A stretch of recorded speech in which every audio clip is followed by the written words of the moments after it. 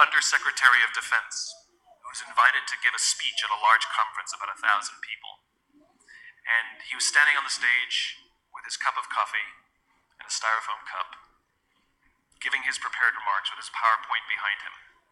And he took a sip of his coffee and he smiled and he looked down at the coffee. And then he went off script and he said, last year I spoke at this exact same conference. Last year I was still the undersecretary. And when I spoke here last year, they flew me here business class. And when I arrived at the airport, there was somebody waiting for me to take me to my hotel. And they took me to my hotel and they had already checked me in and they just took me up to my room. And the next morning I came downstairs and there was someone waiting in the lobby to greet me and they drove me to this here same venue. They took me through the back entrance and took me into the green room and handed me a cup of coffee in a beautiful ceramic cup. He says, I'm no longer the undersecretary. I flew here coach. I took a taxi to my hotel and I checked myself in. When I came down the lobby this morning, I took another taxi to this venue. I came in the front door and found my way backstage, and when I asked someone, do you have any coffee? He pointed to the coffee machine in the corner, and I poured myself a cup of coffee into this here styrofoam cup.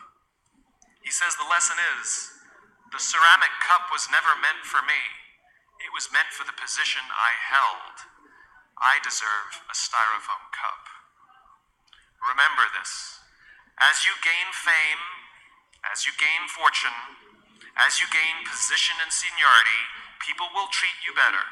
They will hold doors open for you. They will get you a cup of tea and coffee without you even asking. They will call you sir and ma'am, and they will give you stuff.